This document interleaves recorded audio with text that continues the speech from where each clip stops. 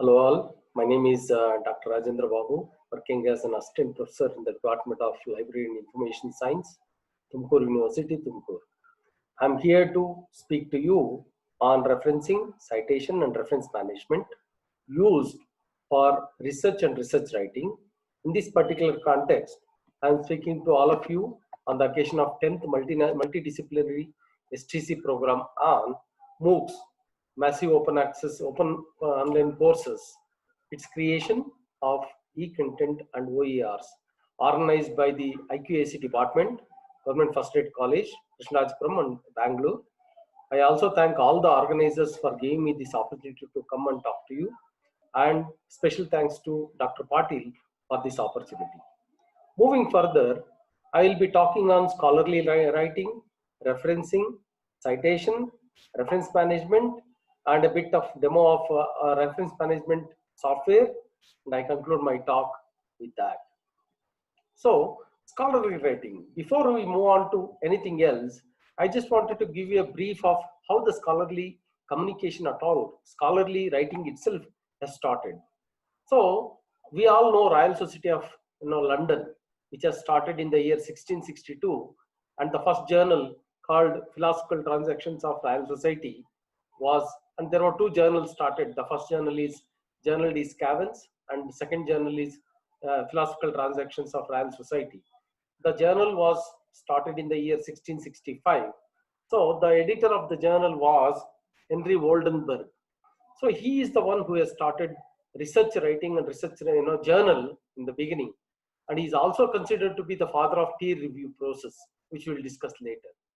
So scholarly writing is also known as academic writing, research reporting, research writing, discourse writing, discourse communication, and many more to call technical writing, sometimes techno-scholarly writing.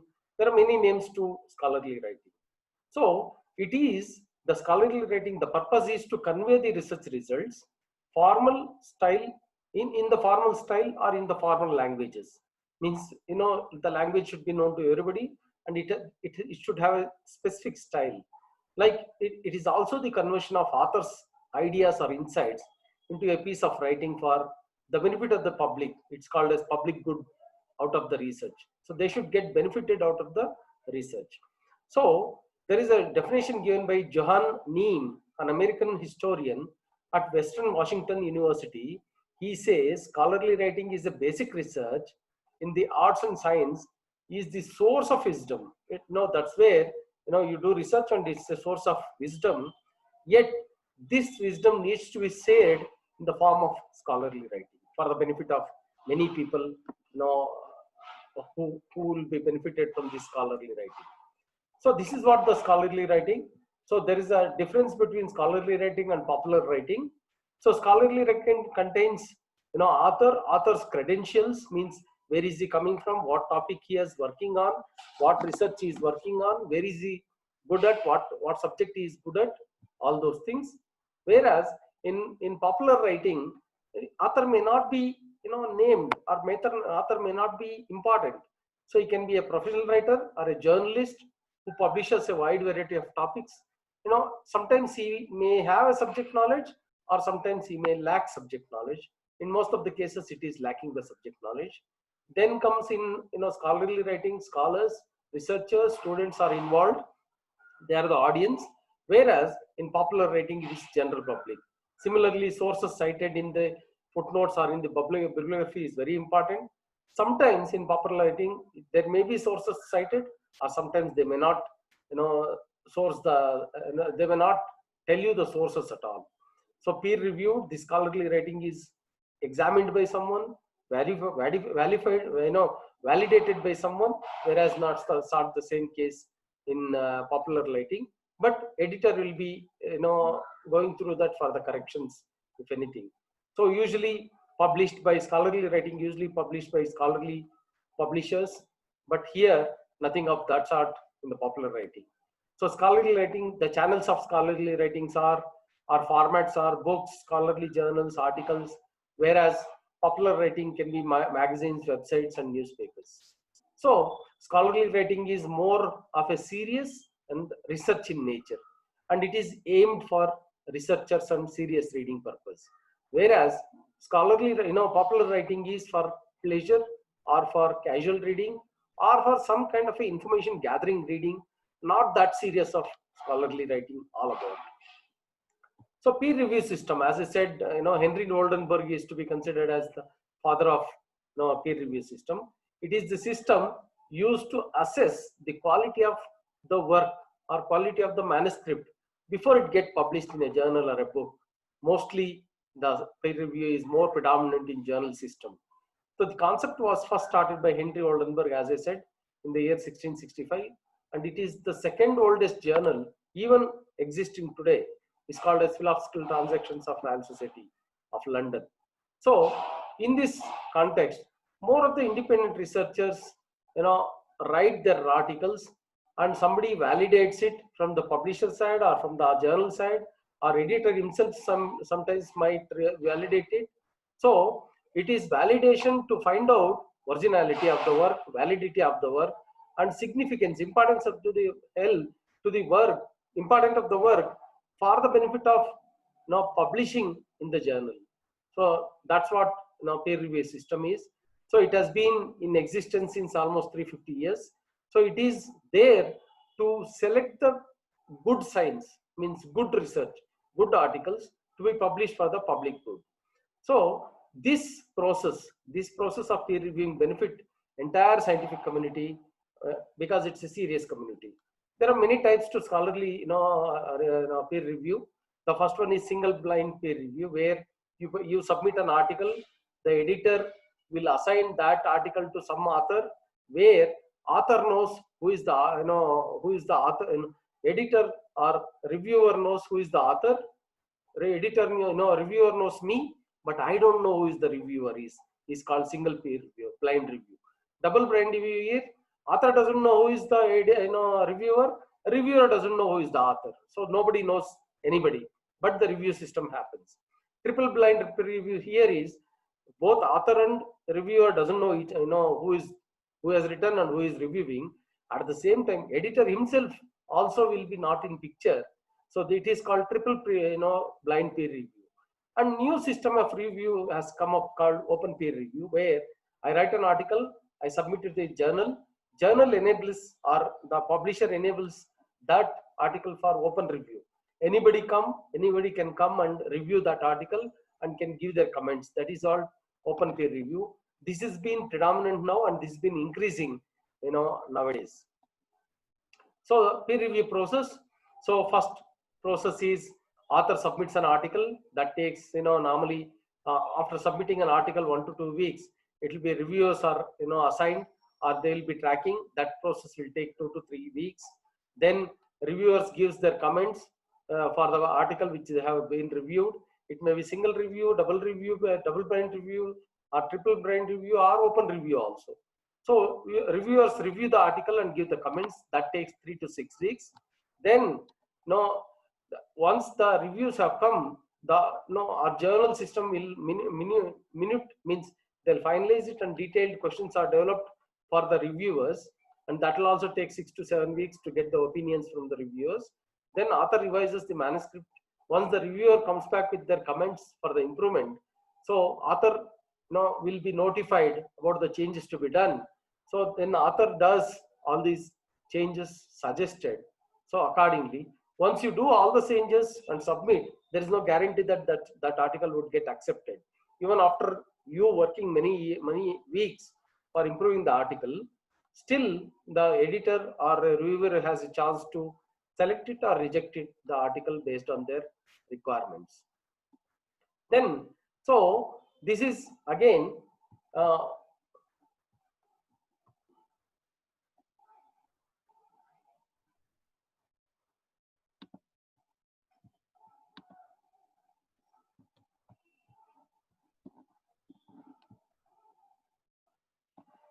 then we will come to the most important point of the talk is references, referencing, how referencing is being done and what involves referencing. There was some issues in the computer. So reference is a practice of acknowledging, because when you are creating a MOOCs, or when somebody creating any kind of a content, it is very important for anybody to refer, or anybody to acknowledge the ideas being taken by somebody else. So it is very important, practice of acknowledging authors. It is known as referencing. So Evans in the year 1995 defines referencing as the labeling of material you have drawn, means I have drawn from other writers with enough information for the reader to be able to locate the source. So I have taken some ideas from some author, so I have to acknowledge it, so that if somebody else is reading my article, they should be, if they want to see the source article which I have referred, they should be able to go back with the enough information which I should be giving in the form of reference. So it is required if if I have taken somebody's quotes, or if I have used somebody's figures, tables, structures, or I have paraphrased something, means converted their ideas into my ideas, and it's a brief account of someone else's ideas. So I have taken somebody else's ideas and I have used for myself. Then why we need to referencing? Why do we need to? What's the importance of referencing? So the first importance is it shows the breadth of your research, means how the research has in that particular area is spread across, so that you take the references from there and how it is being spread, so that I can use it. If somebody wants to go further and backwards for finding the reference, they should be able to do it. Then strengthening the academic argument. So they should have some argument, they have some ideas come out with, so that should be substantiated with the referencing of somebody else's work also. And it is for showing the reader the source of the information, where the source of information is found, and allowing the reader to consult sources independently without any difficulty. They should be able to use the sources what I have given for the benefit of their further research or studies. So it's very important for anybody to have that. Then allowing the reader to verify my data, where I have taken the data, or to avoid plagiarism, to completing their work. If they are stuck somewhere, they should be able to do it. They should correct their work based on the previous studies and prior studies, and whatever the arguments or whatever hypothesis they are putting forth, that has to be supported with proper arguments by the prior studies or literature which has been already published. So there are two types of referencing. One is in-text referencing. So we'll discuss that when I go to reference demo of the Zotero. In-text referencing is I'm writing a text. So I'm within the text, I'm citing somebody else's name, saying that I have used this. That is called in-text. Inside the text, I'm using some reference, is called as in-text reference. Then comes end-text reference. End-text means whatever I have used in text here, the same thing, that complete bibliographical details will be available at the end of the work which I have done. So these two are very important for us to identify. One is in text, means within the text what I am quoting. Same text full reference will be there at the end, called end text reference. Then what are all the types of referencing? So there are many types of referencing, as I said, in text and end text. See, you can see here Stein 2018 is he has studied some Alzheimer's disease for somebody else. So that is, he has given reference here saying that he has taken, this is called in-text reference. So within the text he has given reference to substantiate his argument or his idea put forth. The second one is, now again there are single author, there are two authors. So you have given in many styles. There are around 378 reference styles available in the world. One of them is APA and other things. We'll discuss that later. So this is these two are considered as in text, inside the text. So this is short form is in text. Then comes end text. So this is end text reference, where I use this reference for giving full details. I given only name and year there. Here I am giving complete details. The author name is Bagilius. In the year 1998, January 19, he has published his article. The title of the article is Aping Language. The journal or the magazine name is Newsweek, volume 131, page number 56 to 58. Similarly, here you can see, so there are a lot of ways. This is the end text reference, the example of end text reference. So what's the difference between referencing and citations? Because citation and referencing, most of the times words used interchanged. So here the difference is there's not much difference. References are something I use for reading something and quoting in my article. For example, I have an author called Mr. X. So he has written an article on study of human behavior. So he has written on Mr. X written an article on human behavior. I am writing an article on human communication.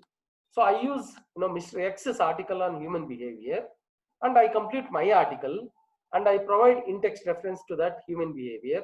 At the end, I'll also quote him as Mr. X, in the year 2020, written an article on human behavior in a psychology journal. So that's a reference for me. Same reference will be a citation for Mr. X. So it is a cite. I have used it and I have acknowledged it. That acknowledgement is considered as a citation. Means somebody like Rajendra Babu used Mr. X's article to write some other article. For me, it's a reference. For an author, it's a citation. So somebody reads my article and writes their own articles. So he acknowledges both Rajendra Babu and Mr. X. So those two are references for somebody else, but there are citations for me and Mr. X. That's the difference between citation and references. Whereas there is one more word which is very, very popular called bibliography. Normally, bibliography in library science, all of you know, called as list of books or list of references. So sometimes I have written an article on human behavior. I have read some 20 articles. I have referred them. So all that I have given as an acknowledgement as a part of references, and it becomes a citation for somebody else. But I also feel that a new user who is reading my article can go to some other list of books which I have not consulted, but important list of books if I give at the end of the references as a bibliography. So it can act as books to read for the author, for somebody else, for some other purpose, is what bibliography is. There is a minute difference between these things. We need to understand it very clearly. So this is the difference which I have discussed. So then we'll move on to the next one. So there are, as I said, there are 378 referencing styles available in the world. So there are many referencing styles like APA style, MLA style, Harvard, Chicago. Normally APA style is used for library science and social sciences, normally predominantly, and Chicago style is used for most of the times science writing, and MLA style is for mostly modern language association is the expansion of that, mostly for all language purpose, referencing they use. Here is the small detail about this. Harvard style is the Harvard University style they apply. It is also called parenthetical referencing. Within the parenthesis, the references are given. That's the reason it is called as parenthetical references. Started in 1881. American Psychological Association, which we use mostly, all the library sciences people use, is started in 1929. MLA citation style started in 1951. Chicago, one of the oldest, started in 1906, and Vancouver style started in 1978. There are many more. Just for the benefit of users, I have given few, but many can be used. Many styles for many purposes. So this is what styles of references available for us. Then I have said you the difference between reference and citation.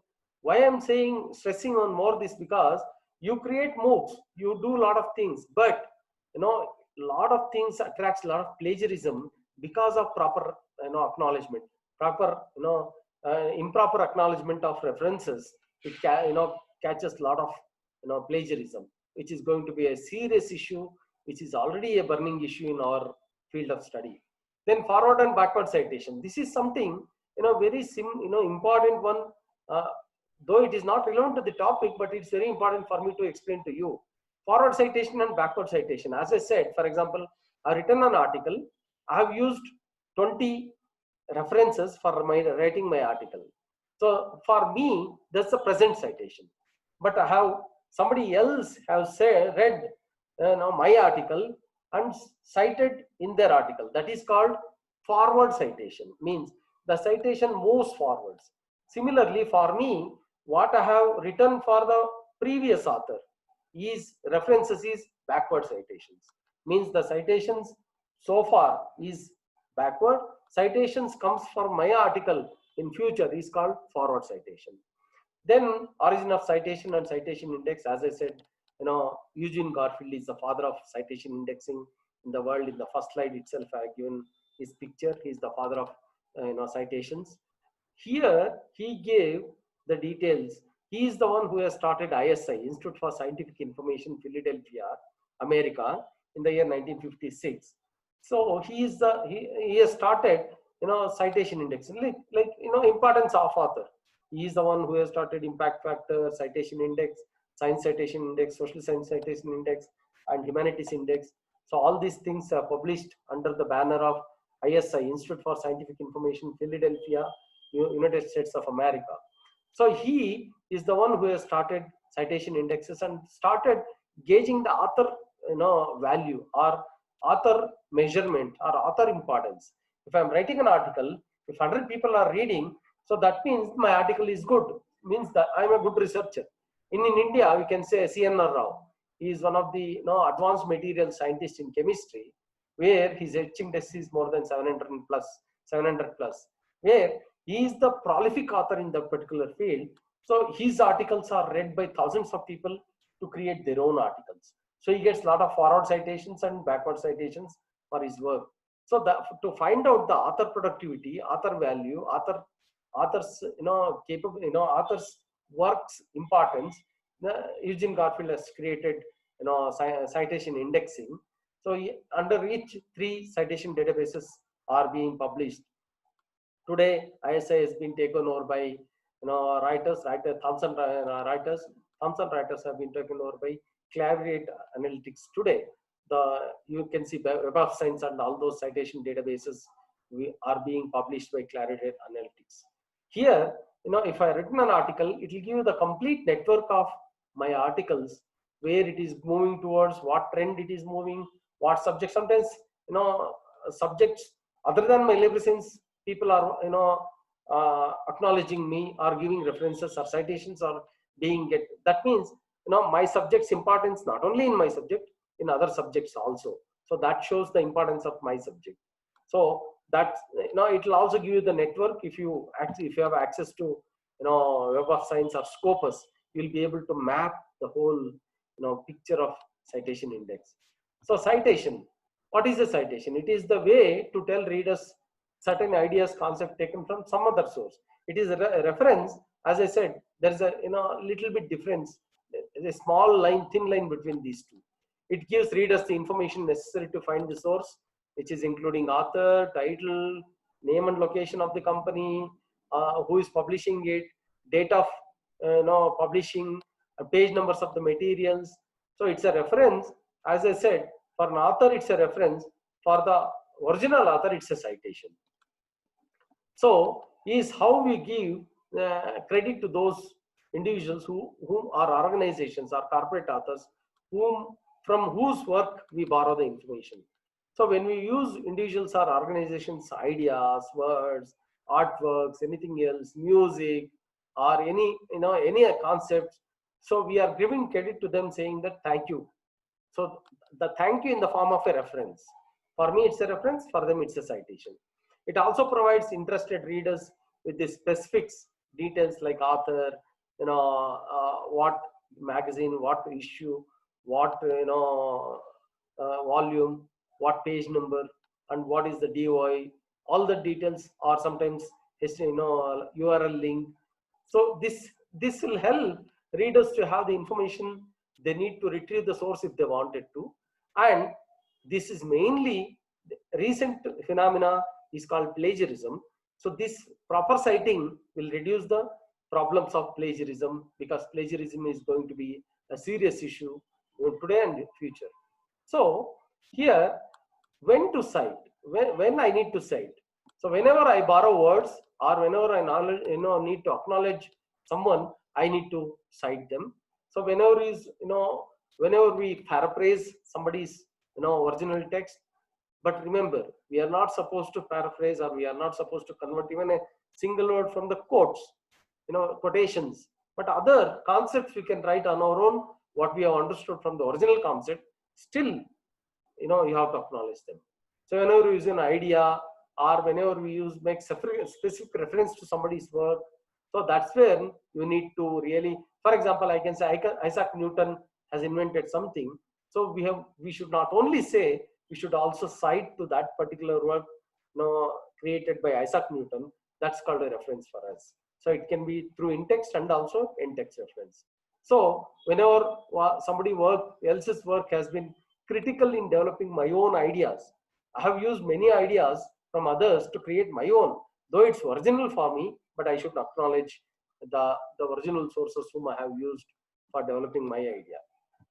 Then comes reference management. So now we have understood the references, we have understood citation. How to manage these things? Because we all know, everybody knows value of referencing and citation.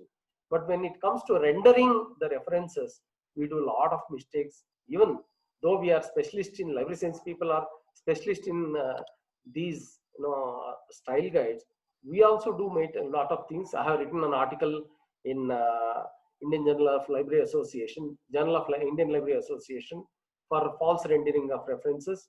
One may go and access that, of the thesis, library science thesis published out of Karnataka universities. So it is, citing relevant works is a very integral part of any scholarly work, because it will also give you forward and backward. It's very important scholarly, because we want to see where the trend is moving towards, or where the trend has originated from. So it includes collecting, reading, integrating the references into and arranging the references at the end of the manuscripts and within the manuscripts. The whole process is called as reference management, and it is very tedious and time consuming by many people. Then these reference management tools comes into their rescue in the form of reference management software. They will help you to, help means authors to collect, organize, use bibliographic references or citations for proper rendering, so that the future authors, it is easy for them to find the works, and also it is proper citations will be given to the original authors, or borrowed, ideas borrowed authors. The term citation manager, citation software is used interchangeably. You can use citation manager, or bibliographic management, or open citation management tool, bibliographic management tool, or reference management tool. These can be used interchangeably, similar words. Moving further, the functions of a reference management tool. There are many functions. One is retrieval of references from the sources. So it is an automatic process, but we need to know how to retrieve that, because it has to be stored in a proper standard way for benefit of the users. Storing and organizing those references, what we retrieve, and generating citations and bibliographics in the preferred style. Some journal may want, APA style, or some journal may want, Chicago style. Somebody may have their own custom styles. Your system should be able to create that according to the preferred styles. So that's what the benefit of having a reference management tool in place. And easily converting styles. I have created my article in APA style and submitted to one journal. The article has been rejected. So I can convert, the other article is not looking for APA style. The other article is looking for Harvard style. So I should be able to convert that, all the references, into Harvard and send it across to them. This is the boon of having a reference management tool. So it makes your life so much easy for you to do that. Especially MOOCs are considered to be, future education materials. It is very important for us to give proper referencing for the benefit of students to go further and backward to get the sources information, because in 1 hour or 2 hours MOOC video, you'll not be able to tell complete details. So that if you give proper referencing using reference management tools, it's easier for the users to go forward and backward, or go forth and back. So there are web-based reference management tools also available. It can be used across multiple devices. You can use it from laptop, desktop, or mobile top, palm tops, mobile, anything. You can use these reference management tools. So these are the functions of reference management tool, as I said before. So it has, it collects, it imports. This the best option is importing, because it is according to the standard way. So all the things can be imported. It can be, citations can be imported from websites, databases, and various host of documents, and organizing citations, according to the styles, allowing annotation of citations, means noting that and creating importance for that citations, generating bibliographics at the end for the future use, formatting citations, sharing references managers across the databases. I may have Mendeley, somebody has Zotero, somebody has ReferenceWorks. So I should be able to transfer the data seamlessly without any difficulty, which is possible using reference management software. So format provides grammar suggestions. Advanced versions are also having grammar suggestions, because grammar also plays a very important role within the citation. If it is not done properly, it's going to be a problem future. And detects unintentional plagiarism. If you are not aware of some plagiarisms, it detects and suggests you ways and means. That's what advanced reference management tools does. So sometimes they are web-based for easier collaboration, and multiple devices, multiple languages, multiple platforms can be used for reference management. So who are all the users of reference management software? The first and foremost are authors, those who write, those who publish, then students, because they do a lot of projects and project works, dissertations, research, thesis, development, all that. Then teachers who teach and also create a lot of class notes. They also need to be aware of these reference. They must aware of reference management tools. Scientists, writers, publishers. It is very important for everybody to have a complete understanding of reference management software. They are considered as users of reference management software. Then benefits of reference management software. So it eliminates errors, it saves time, because if I have to convert that manually to automatic, manually, it takes a lot of time and I might miss out many things. My reference is there in text, but I may not have it in end text, or I have in in end text, but it's not there in text.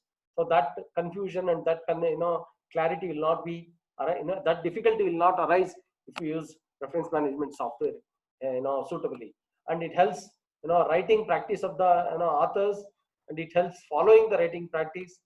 Keep the data, whatever reference data or reference citation data or references data we have, it organizes in a proper order, maintains consistency in formatting, 100% accuracy is assured. This is a slide I have taken from Good Films, who are one of the content writing companies. Their ideas I have borrowed from them. I have given suitable references. So these are all the softwares, reference management softwares available in the world today. Predominantly, all of us use open source, because most of us are from academic institutions. Only corporate institutions might go for commercial softwares. There are a host of open source softwares. I have only listed few. There are hundreds of open source softwares available for you. The first and foremost is Mendeley. Mendeley have because Mendeley is both open source as well as commercial, so it has got a lot of features. World's best open source software. Next, second best is Zotero, JobRef, Decor. At the end, I'm showing a small demo of Zotero also. JobRef, Decor, Bibliographer, RefBase, BibFlix, BibCop, Bibop, BibBase, BibDesk, BibMe. These are all the open source databases. Gives us the help, supports us in proper reference management. Commercial ones are Biblioscope, EndNote, and Mendeley. Mendeley is again by elsewhere. MS Word. MS Word also acts as a reference database, if it is used properly. Paperline, Reference Manager. One of the earliest reference softwares are reference management softwares are Reference Manager, RefWorks, started in somewhere in Reference Manager started somewhere in 1995, 98. The earliest ones are these RefWorks, RefMe, SciRef. These are all the softwares, both free and open source software for anybody to benefit. So anybody want to install this and use it, any open source software, you yourself can do it. There are a lot of YouTube videos available for you to, you can say dummies in Zotero or beginners in Zotero. Search for that, you'll get complete, A to Z details and learning details of these sources. With that, we'll move on to Zotero. I have taken Zotero because I have been using this since many years, and many of us are using it. It is considered as one of the best reference management open source softwares which can work from laptops, iPods, smartphone, etc. And not only stores and organizes bibliographic information, but also allows us to tag and search information easily. We use this tag facility in say YouTube, Facebook and all, where there's a good reference, I can tag that reference to some good researcher in that particular area. That allows, and it makes the entire process of creating reference simple and easy. I'll show you how easy it looks. And it has got a key features like bibliography creation, data storage, reference libraries. You can create different libraries for different articles and different things. You can share your collection with any other database or any other software, texting citation, collaboration, importing and exporting of references. We can import and export references. We can do within Zotero or within Mendeley. You can do a web search. If it is connected, your system is connected to internet, you can, from your database itself, you can do the search and select the articles for your studies. So with this, I'll just take you to Zotero demo. This is not comprehensive. Just to get a small understanding about Zotero, I'm doing this. You can go to YouTube. You can find out there are hundreds of videos, very detailed videos available on Zotero. It is very important for us, for those who are creating MOOCs or those who would like to work on MOOCs.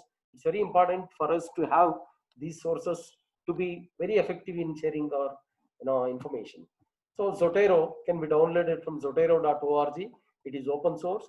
If you click on this, there are a few hundreds of MBs will be downloaded, and it is very self-explanatory and is self-driven. You just keep on clicking next. It will finish and it will get installed. Then this is how the page of Zotero looks like. I'm sharing my screen with you for the betterment of Zotero. For example, this is a screen of Zotero where this shows very clear view. Like this is a Zotero console where I have created, you can click on this, you can create new collection. For example, I want to create MOOCs database. So I'm working on MOOCs project. So I created MOOCs. Whenever I want to download something on MOOCs, I can download here by creating this. There are many types. New item I can create within this. It can be a book, it can be a section, book section, it can be a document, journal article, newspaper article, link to file, or a copy of the file. Say, for example, store a copy of file. For example, I have this, introduction to SMAC in social media. If I say, okay, it is coming from my own, C drive, and it will be selected here. Once it is selected, you can see in the right side, the complete details of that will be provided here. What is the title of that article? It's a journal article. Who is the author? If abstract is not there, I can add abstract, or I can copy paste. I can say scientific journal. All that volume, issue, everything is available here. So without my intervention, just on click, it has given me so much detailed information. That's what the advantage of Zotero. For example, I am going to search something in an internet. So I have searched, this is my article published in Library Philosophy and Practice. So I want to add this article onto my Zotero page. So how do I do that?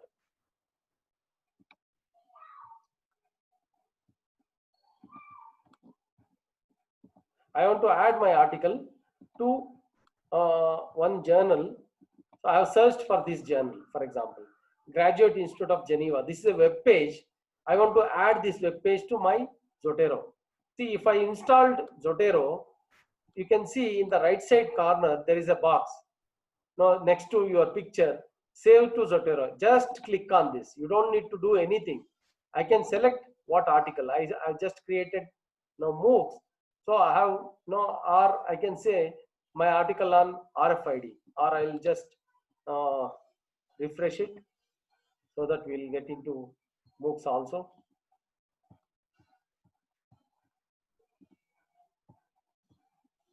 So here I'm clicking it. So it is saving out to MOOCs automatically because I have selected MOOCs in my Zotero page. So it is, impact metrics. Let us see. Let us see, going back to Zotero.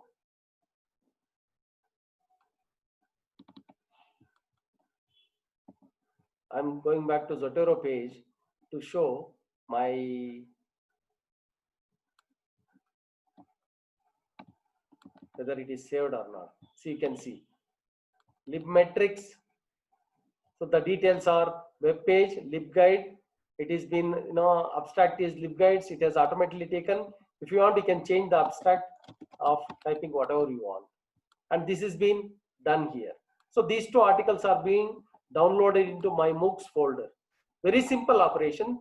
Please, listen to very carefully. Now I am writing an article. I am, sharing one article screen for you. I'm writing an article. This is a web article. Article created using Word. So here, for using this concept, I have borrowed a concept from some other author. How do I cite? So I have to create a in-text citation here. I go to Zotero. It is, Zotero plugin has been already installed onto my Word. I can click here, and there are 5 options coming: add citation, citation, add edit bibliography, document preferences, refresh, and unlink citations. So if I click on add citation, it will ask me what style you want. There are many unserved styles are available, or you can add some more styles if you want. So I say APA style because I'm a library science graduate. So that is done. Now if I click again on add citation, a small console will open. So if I click on classic view, this view will be shown in my Zotero view. I am going to MOOCs. In this, I am selecting libguides and say OK. So if I select, it automatically selects this, and it is highlighted also. So that's the advantage of this. I don't need to type anything. This is no date is available for this article, so it is considered. Or I can change the date to 1999 also. Manually also I can edit this. So now the in-text citation is done. I want to give second citation to in-text citation to some other data here. So what I do is I go again here. I have already selected one. There is another waiting. So I say introduction to SMAC. So Alphausen 2015 has been selected. Now 2 in-text citations have been created, but at the end I have not created references.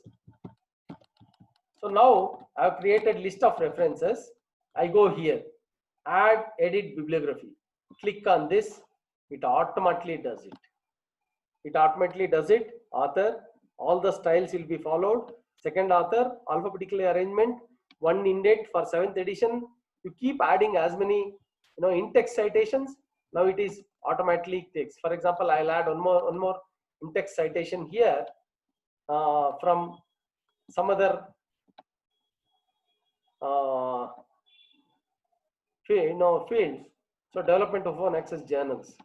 So I selected one more here by this author. It is not author, it is journal corporate author is been given here. Whatever it is been given, it will be taken care of. Now I remove this. Now the third one is being given, journal of PLOS. So this is a so simple operation. There are 3 in-text references, 1, 2, and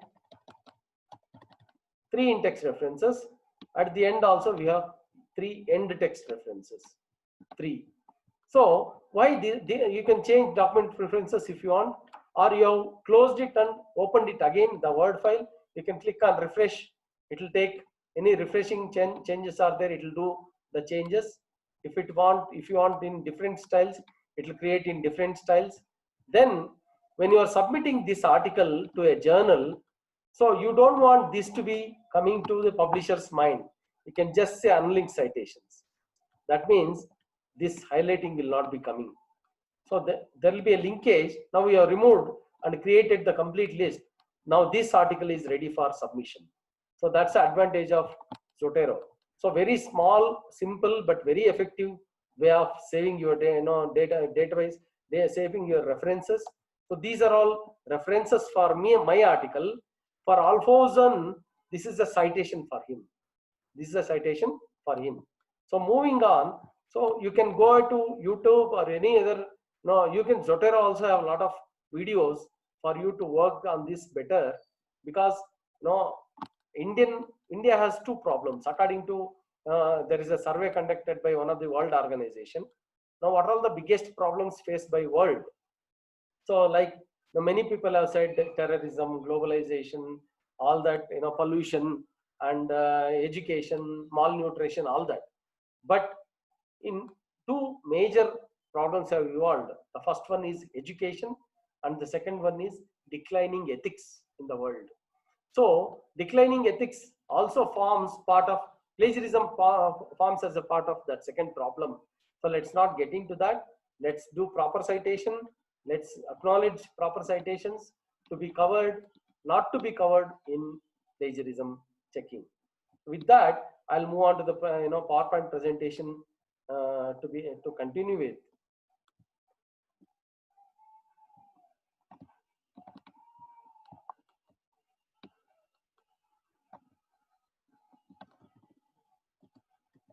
So this is what you have seen the screen. This is complete library of yours. This is the citation of particular work. This has got the complete details.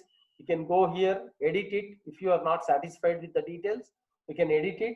So if the date is not mentioned in a proper order, it will not be covered. You have to say year, month, date, and also you have to say what year, so that it will be properly giving in index citations.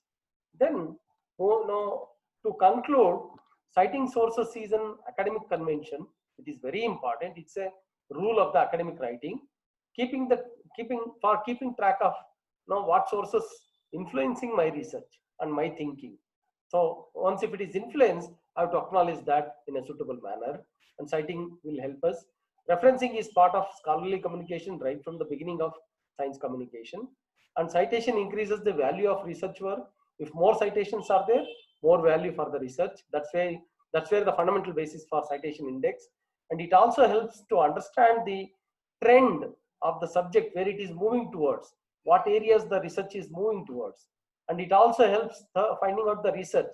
Proper and smart researchers will go to citation databases to take one key article and find out what are all the other articles cited them, and see what direction it is moving towards. For example, we have chemistry, we have something called citation, take a library science example.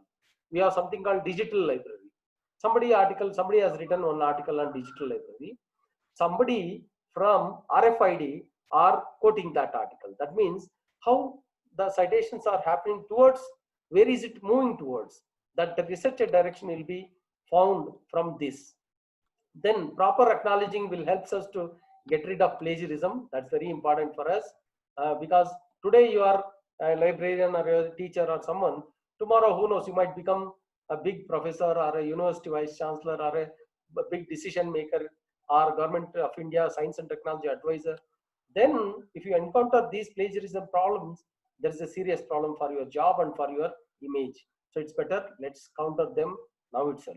And reference management software tools have made the process of referencing very easy and reduces complexities, helps the researchers to track their research, refer their research, get the better citations, and reduce the plagiarism. With that, I conclude my talk, and I thank the organizers for giving me this opportunity to share my thoughts on referencing, citation, and reference management. within the limited time, it is not easy for covering everything.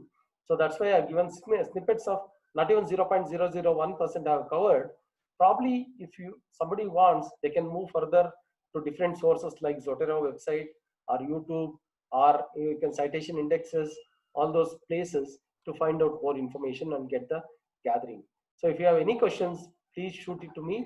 I'll be happier to answer them at the later intervals. Thank you. Have a nice time.